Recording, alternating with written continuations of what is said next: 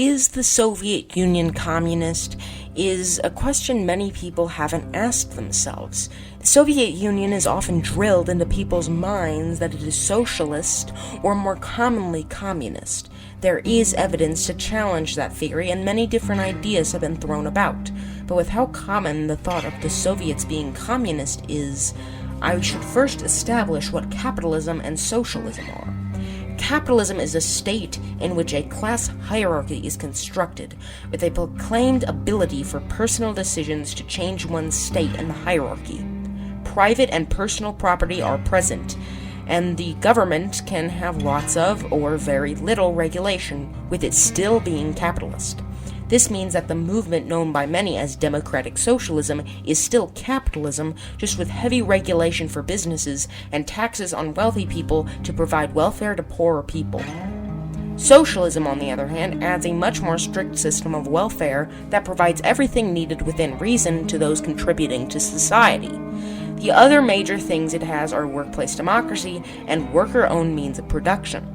This means that workers will always have a say in what happens to their company and must be guaranteed investments and other opportunities within the company that will affect their lives based on how well they work in their company. For example, somebody could work very hard in their company and thus make a lot of money from the shares that they were guaranteed. Now, communism adds to that all welfare for those unable to contribute, along with the abolition of private property. So did the Soviet Union have public ownership of property? Nope. Instead, it had state ownership, which means the government has a hold on all areas meant to be public, along with the extreme rights pertaining to personal property that are associated with the surveillance state. This means the Soviet Union was not communist, as it was state ownership rather than public ownership. But was it rather socialist? The answer is once again no, due to the lack of freedom for workers replaced with ruthless rulership. If you want some evidence, take this article discussing two economists who believed that the Soviet Union was not communist.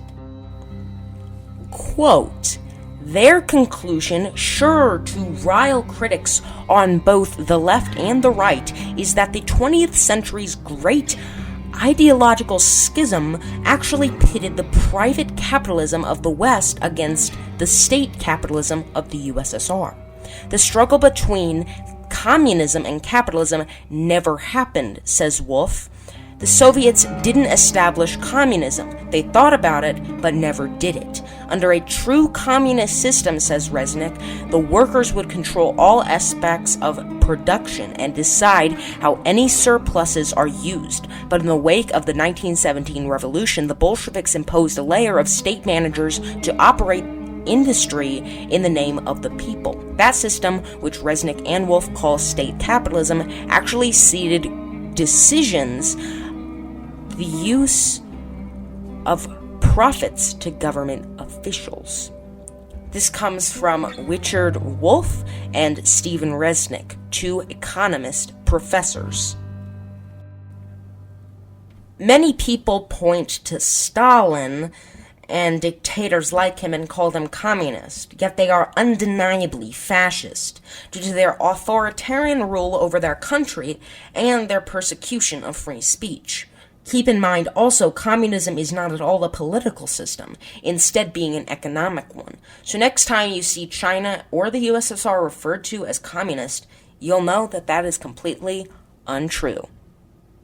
Goodbye.